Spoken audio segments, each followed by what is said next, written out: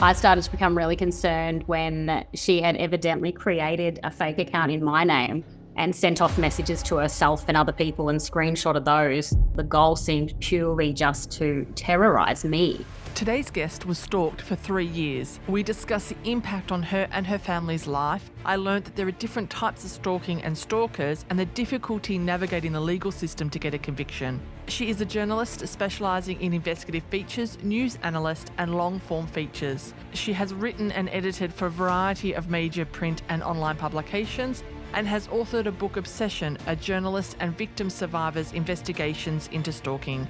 Episode 121, Nicole Madigan. The One Moment Please podcast. Yeah. Hi, Nicole. Hello. I am fascinated by your story, but also incredibly creeped out because you were stalked for 3 years and it was completely random how it all started. So talk to me about what life was like beforehand and then how this all came about. Yeah, so it's funny. Looking back, it all started in a way that was quite sort of innocuous that I didn't even identify at the time. So I was a sort of newly separated, late 30-something mum. I had my kids in, the local footy, and I was attending a couple of those sort of social gatherings.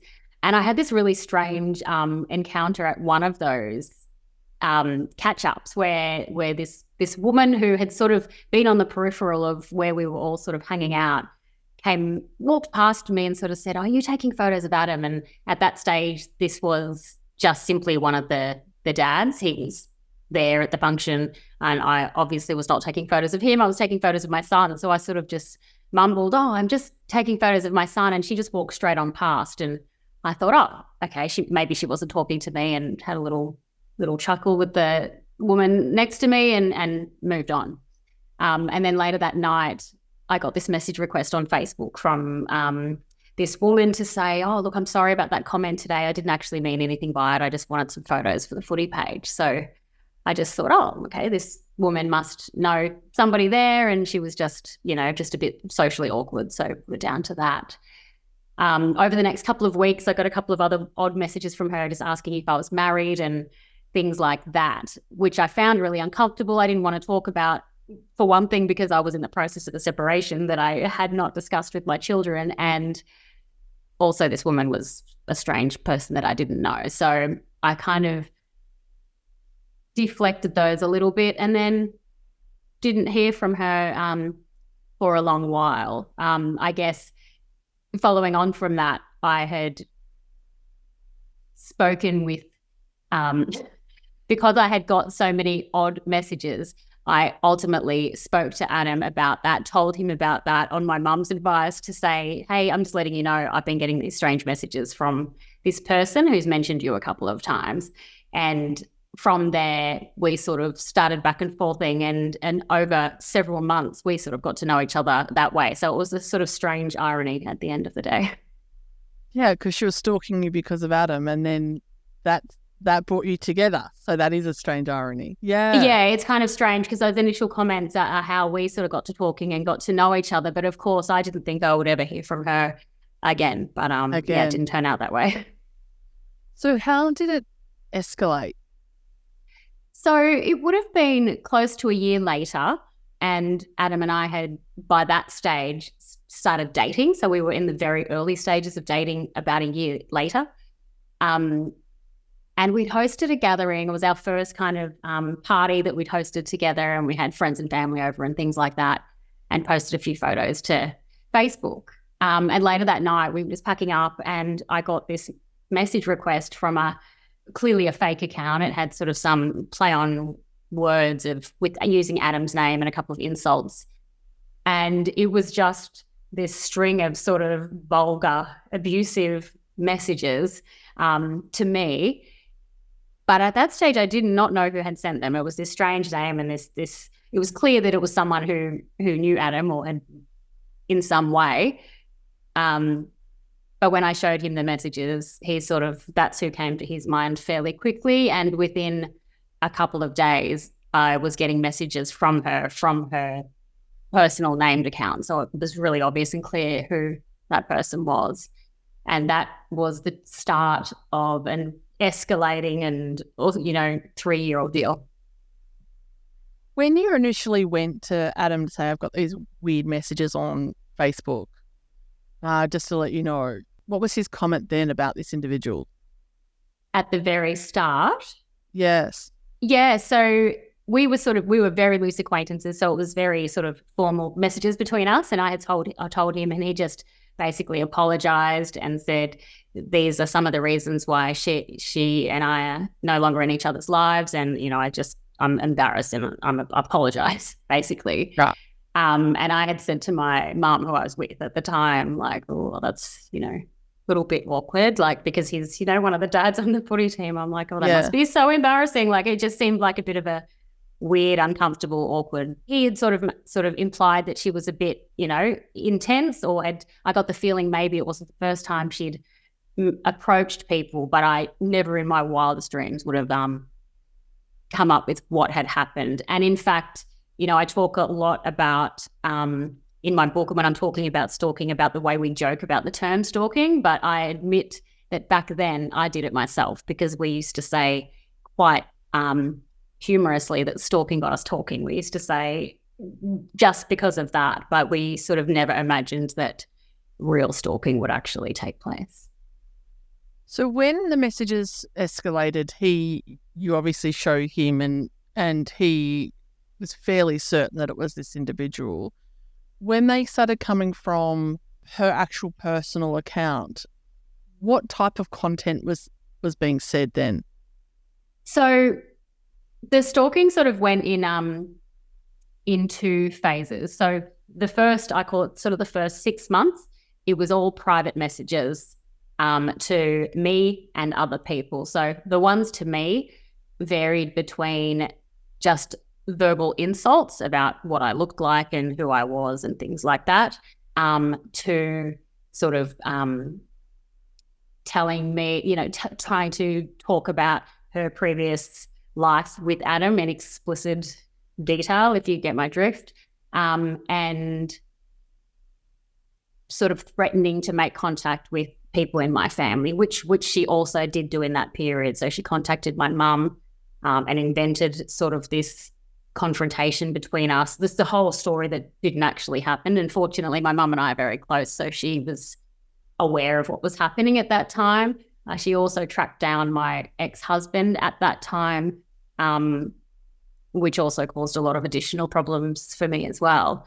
Simultaneously, at the same time, back then, she was also sending Adam a lot of messages as well. So those messages sort of ranged from sort of angry, abusive rants and threats to sort of lies about me.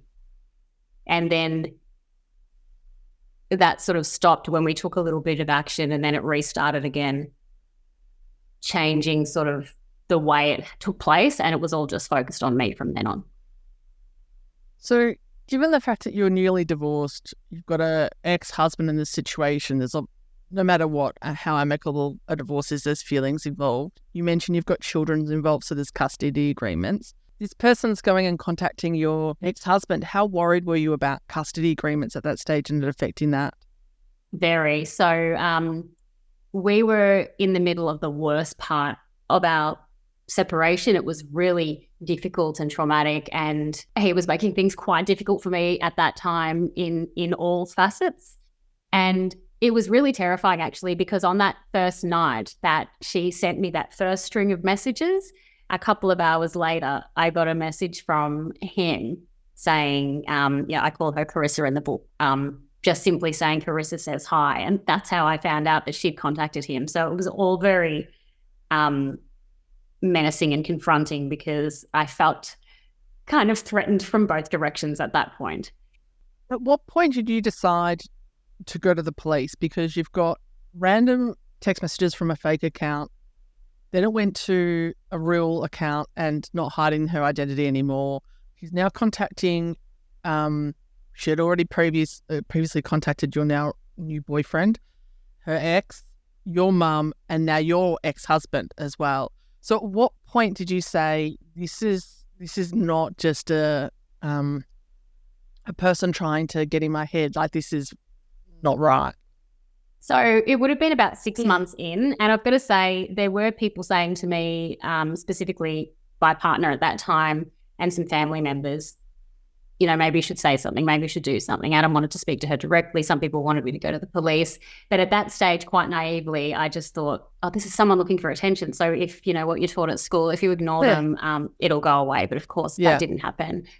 I started to become really concerned when she had evidently created a fake account in my name and sent off messages to herself and other people and screenshotted those and just sent them all to us, threatening to send those all around. So to me, that's sort of like she's impersonating me then, and I didn't know where she was intending to send these things to. So at that point, we made contact with police for the first time, and we chose to call a police officer that we knew and ask their advice.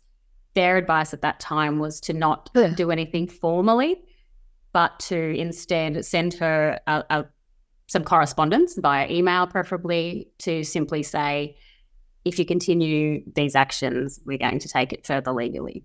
So like a warning as such. So we took that advice and we wrote that letter and sent it to, you know, the email addresses that we had for her.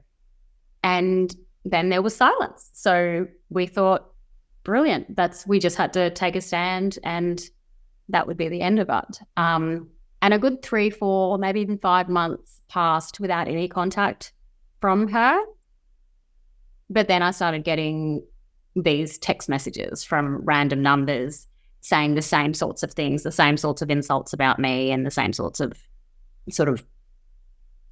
comments and things like that. At that point, I decided to proactively call police because in my mind, again, a bit naive, I felt that with a telephone, it's a little bit easier to track people down. So I had a name to give them, and I simply said, I've got all the messages from earlier. Now I'm getting these text messages. If you go and put her name to the SIM, maybe you could just go talk to her and get her to leave us alone. And that was the first time I really experienced what a lot of people who have gone through stalking experience, which is just that sort of really dismissive attitude from police. And this is really nothing we can do about this. This is not a big enough deal for us to go and contact telephone companies and get names and things like that. So they just simply said, just keep track of it. And if you feel in danger, call 000. So at that point, I kind of felt really helpless and alone because I was basically told there's nothing you can do. So I sort of said to Adam at that point, we're stuck with this. There's nothing we can do. We're like, yeah. And then, of course, what sort of volume was she sending you at this point? When you went to the police, she'd been quiet for a few months after the warning to back off. What sort of volume was she communicating with you at this point? So when she was sending all the messages up until when I first called the police, it was like often daily. Sometimes a few days would pass and then there would be a flurry and then there would be a break and then there would be a flurry. So it was quite constant. When the text messages started, it was like probably about 1 a week for a little while. And that's when I called the police, but I thought I'd get on the front foot, stop it before it escalated. But of course I wasn't able to do that. Given the fact that she was setting up fake accounts in your name and essentially stealing your identity, were you warning your family and friends and work about this? So if something was coming as if it was from you in terms of a communication, they knew that it's likely that to question it? At this point, I had only told my close family, and that was just because I was just so horrified by it all. I can't really explain why, but I was just so disgusted with the whole thing and I just felt so humiliated by it all that I just didn't really want to tell anyone about it. And I just hoped, and this is something, when I talk about it now, that I would not do going back, because it's very, very difficult to put context into something when things are escalating and you're trying to tell somebody, actually, this started several years ago, and this is how it started. It's quite difficult to do. Even as we talk now, it's quite challenging to put such a long period of time into it, to say it succinctly. So the answer to that question is, at that point, no, I wasn't telling anybody at all. And I think that's part of the problem. People think that by not reacting, it might solve the problem. But in my case, it just progressively got worse, because not long after those text messages started, the contacts then shifted to Instagram and all became public. So it was all the same sorts of content, but it was all public now. And that really scared me at the time, because obviously my work is, I'm a journalist, and I was a self-employed freelance journalist, and I need to be able to be online to survive. A naive person, and I am a naive person, I thankfully have never been in your situation, would say just block the numbers, just block the accounts. But she was, I'm assuming, just setting up new ones. Yeah. So in that first period of time with the Facebook messages and the emails and the phones, I blocked all of those things. I did all the classic block and ignore things, and she'd just make new ones. We had this ridiculous amount of blocked accounts in the same name. She'd always make them in her own name. Occasionally she'd put them in fake names. There was a whole multitude of accounts. So that idea of blocking, it just made no difference whatsoever. I did learn later, when I started to research everything more and learn about what to do, because I felt like I was responsible for my own protection then, that, you know, well, with Instagram anyway, that you can restrict people instead of blocking them, or there are other things you can do to sort of manage it without kind of provoking or encouraging that person to create even more accounts and be watching you and without you knowing, if that makes sense. Given the fact it was escalating now, she was now making it public, how much was this impacting on your, it's not just a message, like, I would be worried be leaving the house, I would be combing through all social media to make sure, what have they posted now? Like, there's a level of paranoia that would creep in. How much did this actually affect your everyday being, I suppose? Hugely. So it was already having a big impact, because I was always just ready and waiting. Like, I just dreaded the sound of a message coming through on my phone. I just dreaded it, because especially if I heard 1, 2, 3, 4 come in a row, like, I always thought, like, it's going to be her. Who knows what she's going to say? And she was always alluding to this big thing about to be happening and things like that. When it went public, there was the added, there was the humiliation factor as well, because they were very, very vulgar and insulting and threatening and rumor spreading and things like that, that I was really concerned that, people might see it, and that it might, and it might create real damage to, my work or things like that. Not to mention that the content was really like impacting me as well, because it's very easy to say. Talk me through the content. So obviously some of it was sexually explicit in regards to her previous interactions with Adam. Was it just that, or was there other forms of content that was happening?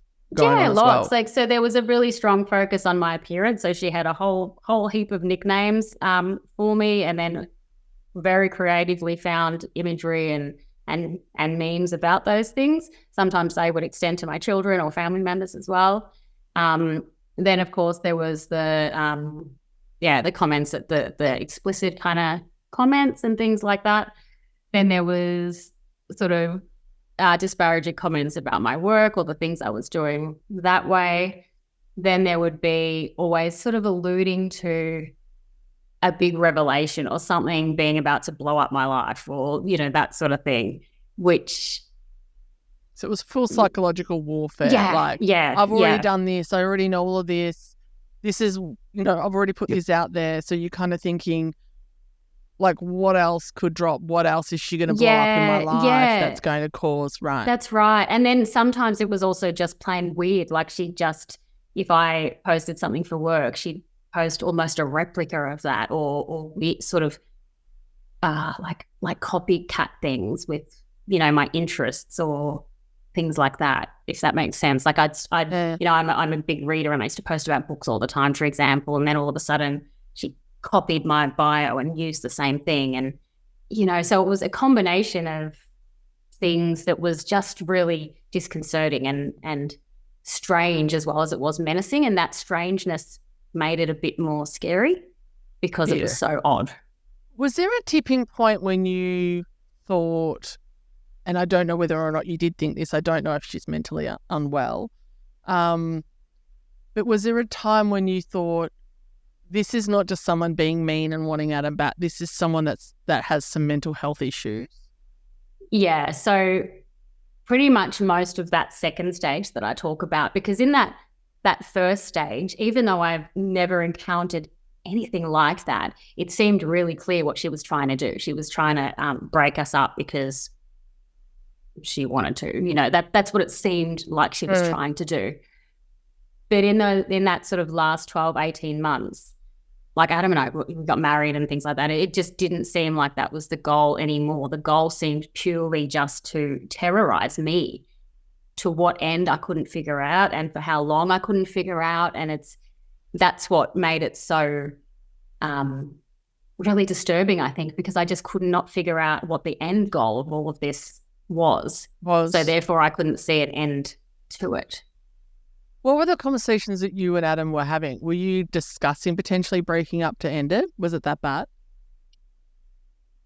Yeah, it's funny because sort of in those early months, if I had have at that early stage predicted how bad it was going to get, I probably would have thought about that, because I have got children, and I just met this guy, it's not worth the hassle. That's right. Yeah, exactly. But at that time, I really just thought, I hadn't dated since I was a teenager. I'd been with my husband since I was 18. So now I'm 37 and I'm dating people with exes. And You're getting your freak on. I'm like, maybe this is what, maybe I've just got to get used to this stuff. Like, I don't know how the dating world works. Maybe just people messaging you abuse is like, that's what happens. So let's just ignore it. Like, let's just ignore it and it'll go away. And I'm not going to let some random person, dictate my life. So I was quite determined. But by the time it got really sort of scary, as well as like not just bothersome, and it was really emotional and difficult. It put a heavy weight on something that should have been really a really special time for me and the whole family. So it was really destructive personally. But in those later years, it was pretty scary as well. But by that point, we were pretty much an established family, and it was just something we were dealing with together. So at the early stages, you mentioned that there was talk of Adam maybe having a conversation with her to tell her to basically back off, I'm assuming. Did that ever happen? No. So I was pretty determined back then that I didn't want him to contact her at all. To me, it seemed like that's what she wanted. Yeah, that's what it seemed to me. In hindsight, I don't really think anything we did would have changed the outcome. I really don't think you have control over a person like this. You think you do, but you don't. That's how I feel now, and that's what the research tells me as well. But yeah, we didn't make any contact until that formal letter to warn. We did send that. We made a decision to send that from his email address, so that came from him, and that was it. When did it escalate to the point where you said, okay, I've spoken to a police officer, he's advised to send a letter of basically a cease and desist, I'm assuming, in terms of that type of letter. When did you decide to say, okay, I need to actually re-investigate this? Because you'd already been fobbed off by the police at that point. Yeah, so all these sort of Instagram posts went on for quite a number of months, more than a year. But they started to become really personal. So, and she seemed to be finding out things about us. So she had referenced a couple of places that we had been, which told me she somehow has either found that out or she's been there. And it kind of, the peak, I guess, was she had posted our street name, and it really alarmed me that she'd found that out.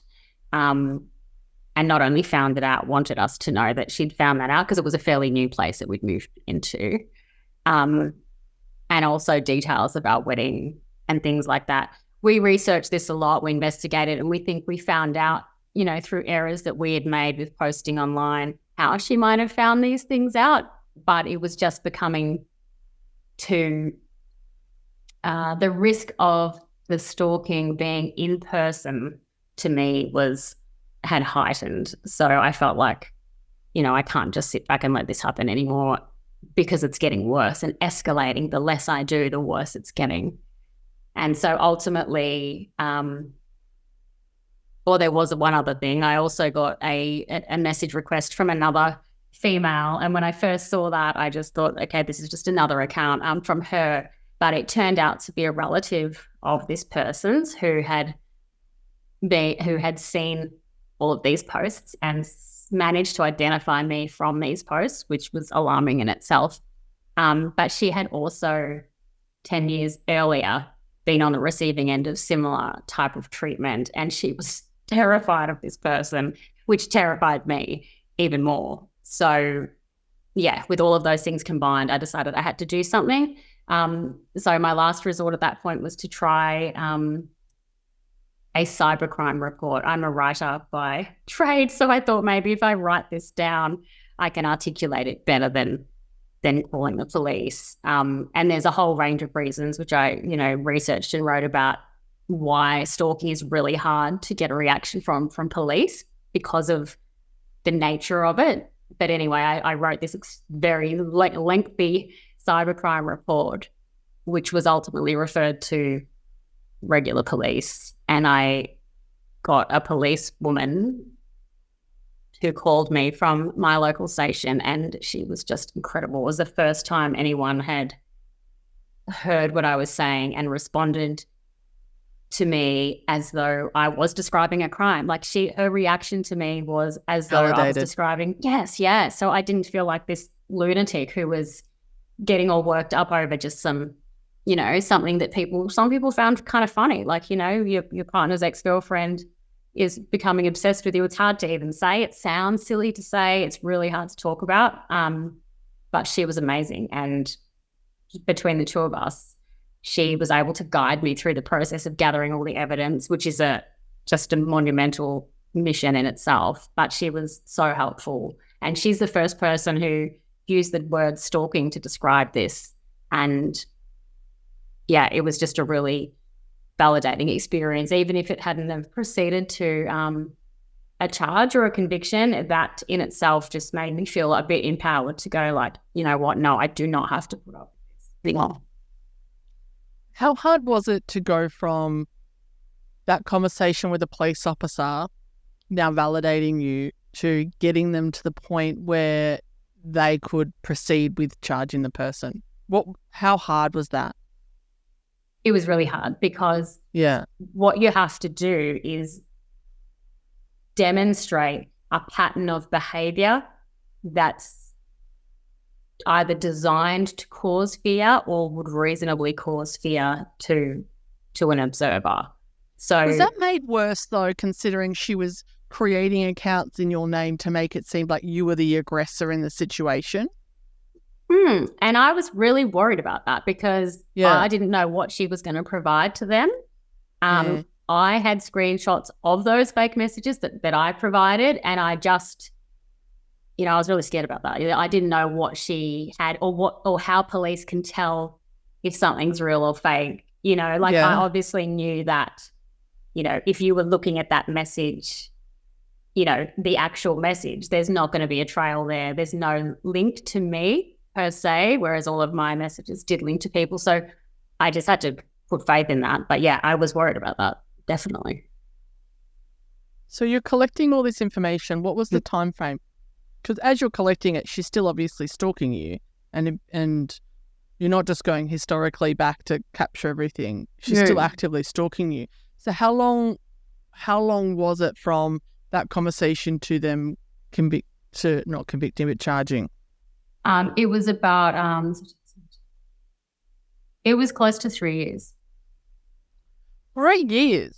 So from having that conversation saying yes to the validating police officer at your station, it was still 3 years. Oh, sorry. No, I thought the question was how long had she been doing the stalking. So from the time I had that conversation to her being charged, I think to her going to court was just over a year. Gee, and she's still communicating with you that whole time in that year. Yeah, most of the time. The police did obviously at some point start to have a conversation with her throughout that period. So when they did that account of Oxford, like there was some cleaning up done then, so heaps of things deleted, some badge changes and things like that. And it definitely eased off once the police were involved and watching. What was she charged under? What crime? She was charged with unlawful stalking.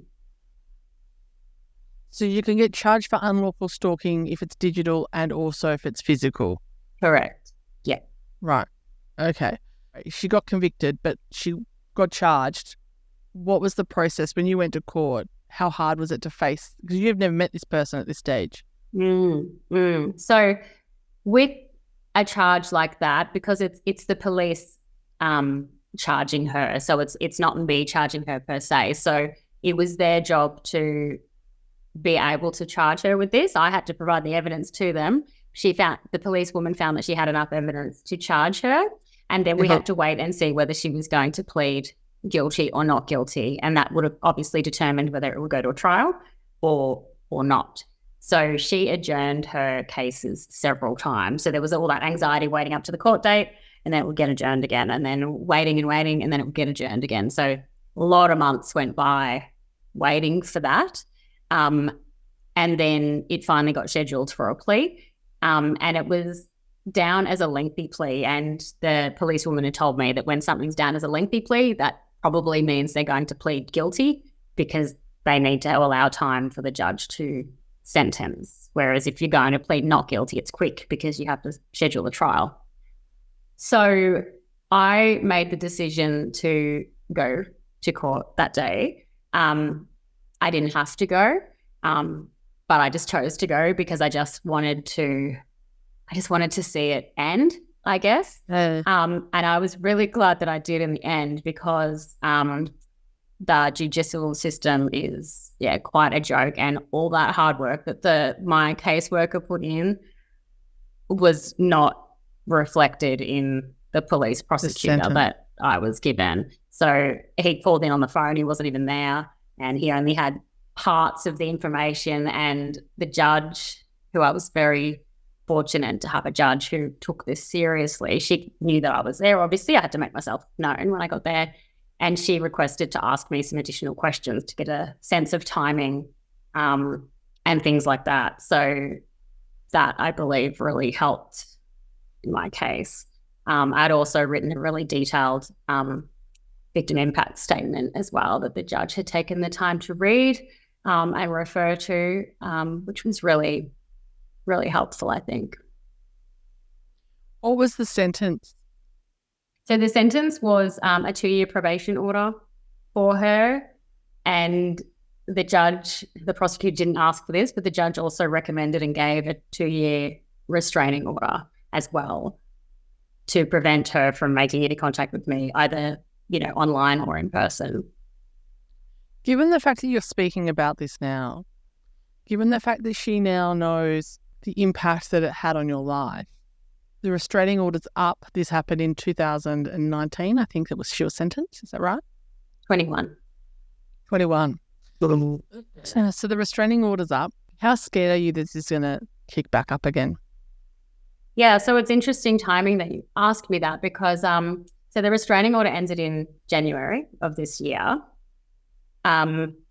I believe talking about it publicly helped me, not just to feel more empowered, but also helped discourage her behaviours, because once I started talking about it publicly, she kind of disappeared off social media entirely, which was a huge relief to me. And I really feel that if you are safe to do so, speaking out about your experiences, it doesn't have to be publicly like I've done, but at least to somebody can really help, because I think perpetrators thrive from silence. That's how they're able to continue to so brazenly do these things to people, whether it's in a DV context or a non-DV context. But of course, yes, the restraining order was coming to an end, and about a month before it came to an end, someone let me know that an account had popped back up and it seemed to be doing a countdown to the end of that restraining order. So I was quite anxious and I let police know about that. There was nothing they could do about it because it wasn't specific, but they said, well, I'm going to note that down and remind her what she's not allowed to do and not allowed to do. So look, over the last few months, we haven't talked about this, but I talk a lot in the book about the fact that when someone stalks you over a really long period of time, they're able to, I guess, a sort of coded language develops over that time where, like I said, with nicknames and things like that, you're able to send messages without other people knowing what that message is. So you can inflict that fear without drawing a lot of attention to yourself. And I had seen signs of that.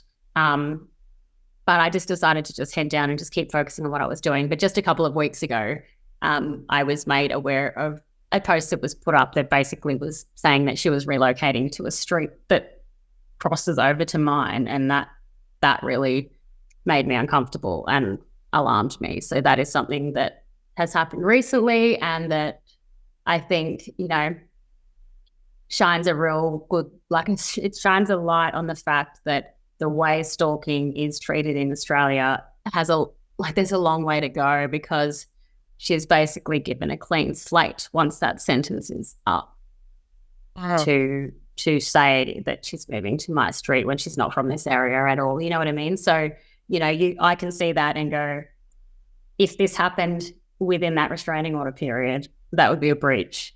But, now it's not. But it's an uncomfortable kind of thought.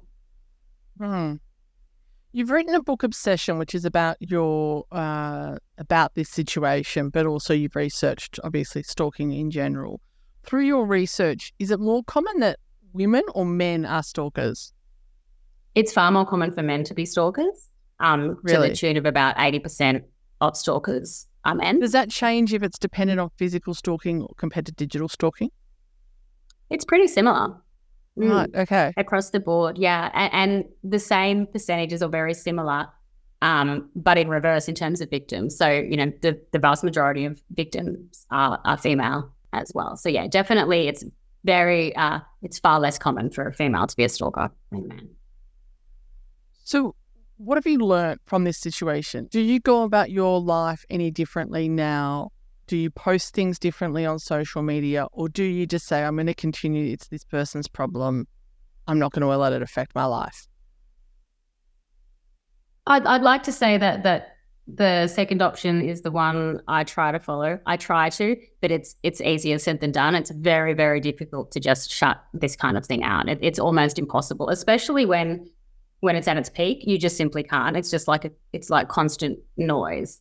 But even when there's a lull, you can't switch off from it ever. I don't think when you've had this hovering over you for so long, you're always kind of waiting for something to happen, or you get a strange message at a strange time, or something unusual happens and you're always on high alert. So I think that's always there.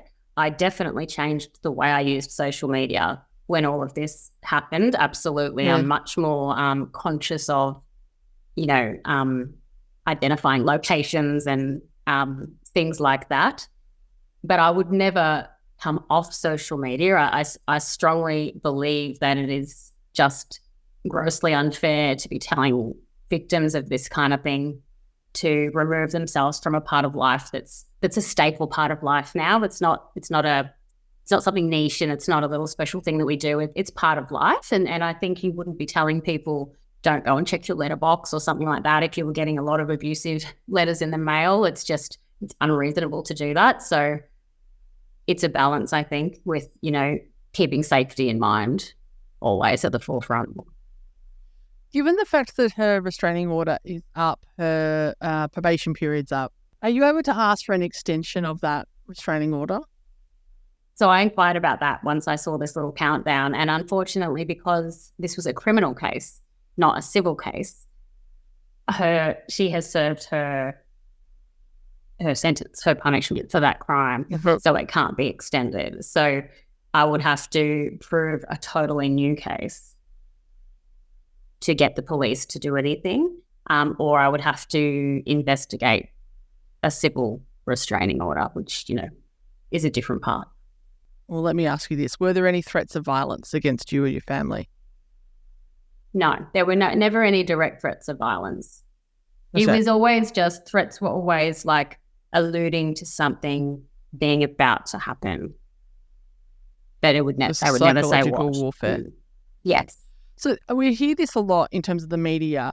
They were getting stalked by their ex. They were getting stalked by this person. The police didn't take it seriously because they hadn't actually done anything at that point. And then next thing, that the woman's, usually it's the woman, you said 80% of men are the stalkers. And then they end up in a not so favourable situation. And people can derive whatever they want from that. But usually we hear about it when it's a death has occurred, unfortunately.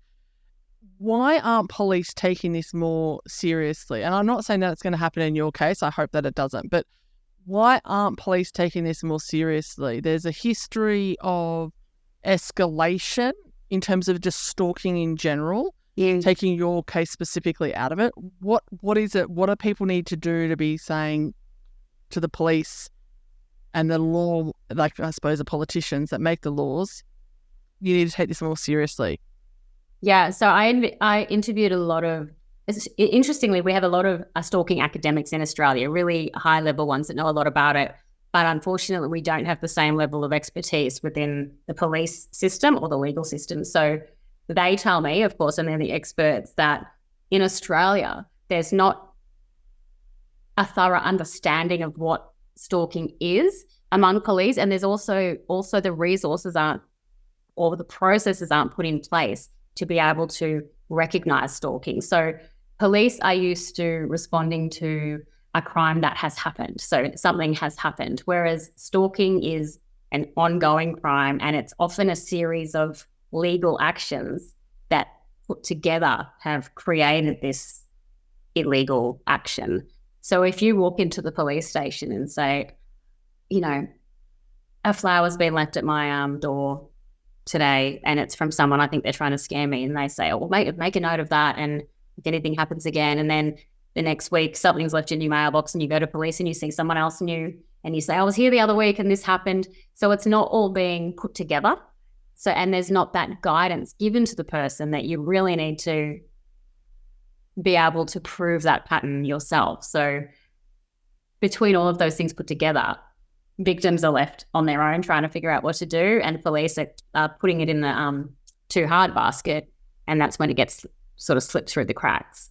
A lot of people also don't collect evidence or keep these horrible, scary messages because people don't want to have these awful things on their phone or on their email or in their house, and they don't keep it. So it's there's a lot of education that's lacking among the police force and the public to be able to get it across the line. Is any movement happening in terms of that, in terms of the legislation, in terms of the police? Has there been a change in attitude? Oh, look, there was some action happening in Victoria where they were looking into some changes, and there were some recommendations made, and that was off the back of the murder of Celeste Mano, who was killed by a man who stalked her online only for about 12 months. But none of those recommendations have been implemented, despite all the work that was put into that of course they haven't been. Investigation. Yeah. And elsewhere in the country, not really. I mean, we're starting to talk about it a bit more, I think, which is good. But I think from a legislation perspective, not much is really changing. And same with an education perspective, because stalking, like, it is illegal. Technically, it is illegal, but it's just so difficult to get the charge across the line because people don't know what they don't know, and they don't know how to manage it. And often by the time they do go to police, it's been happening a really long time. What would be your recommendation to people that are getting stalked in terms of to help their case move along and to get the police to take it seriously? First thing I would say is record absolutely everything, whether or not you think it's stalking or not. So if you're getting communications or contact or anything and it makes you uncomfortable, just keep a copy of it. If you always have it there, then if it does, 12 months later, it's still going on, you've got the evidence you need to demonstrate that pattern. If you wait, you're unable to prove it. So keeping copies of, or a diary, if it's in person, of absolutely everything is really important.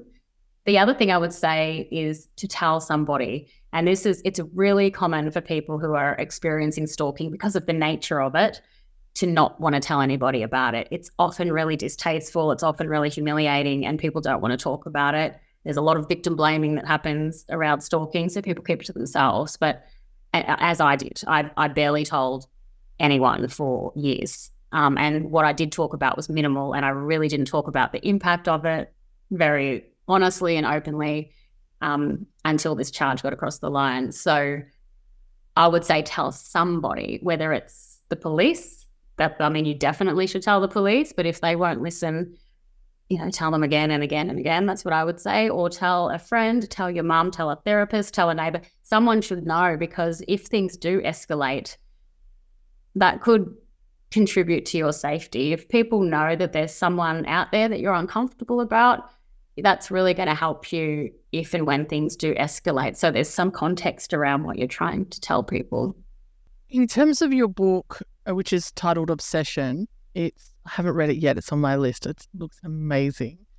And I'm quietly scared about the whole thing now. Now it's sort of the lid's been peeled back a little bit in regards to the world of stalking. Like it's terrifying. I can't imagine having to live through it. What do you think is the takeaway from your life? I mean, you and Adam, you ended up getting married. You didn't let that affect your relationship in that regard.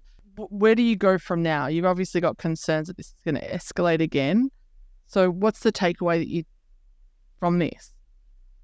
I think that talking about it is really important. I've had so many people reach out to me since I wrote that book to express the same feeling as I felt when that police officer spoke to me, that they've been heard, that's their experience. They don't feel crazy anymore. They feel like they want to do something about it now. And I think that's why sharing stories is so important, because it empowers other people to have their own voice in whatever way that may be. As I said, it doesn't have to be out in the open. It gives them the courage to tell their friend or their family, or go to the police and get their lives back. So I think for me, initially, it was going to be a research project. It was not going to have a memoir element. I was just wanted to delve into the psychology of stalking and the why this is happening, because I'm endlessly fascinated by why someone would invest so much time into another person in this way. I was just flabbergasted all the time at how quick she would respond to things, and how much effort went into it. So it blows my mind still. So that's initially what I was going to do there. The publisher obviously, reminded me, which I know as a journalist, that, personal stories resonate with people and they help people. So in the end, as someone who's worked a lot reporting on domestic violence, and I know the impact of sharing stories, I ultimately decided, I'll just share mine. I'm glad I did, because a lot of people have sort of said to me that that's given them the courage to try to stop what they're going through. What is the psychology around stalking? Why do people, and I know this is sort of, a blanket brush, tarring everyone with the same brush, but why do people stalk? Yeah, so it's interesting. There are 5 typologies have been identified of stalkers based on their motivations. So just really briefly, they're a rejected stalker. So that's someone who's been rejected by someone, usually a romantic partner, but it could be, a workplace or something like that. So they're stalking initially, maybe to get that person back, and then that might turn into anger and revenge. There's a resentful stalker who's stalking purely based on rage and anger. So they just want to destroy a person's life because they feel affronted in some way, that person has made them angry. There's an intimacy seeker, who is someone who's usually the ones we might see on TV. So they've identified someone, it could be a celebrity or someone who they don't really know, who they've deemed that they're in love with, and they proceed to stalk and harass that person. An incompetent suitor is someone who might stalk someone for 2 or 3 weeks where they're just desperately trying to either get a date or get sex or, something short term. And then there's a predatory stalker, which is what we usually see on TV, where it's a stranger and they're stalking the person in person, and they're not known to that person and they're not letting themselves be seen or things like that. And that can often lead to violence or rape or things like that. But they're the least common, interestingly. Is there a level of this one's the most dangerous? So in terms of violent or fatal outcomes, predatory stalkers are up there, even though they're less common because they're usually, they're stalking someone for the purpose of an attack, ultimately.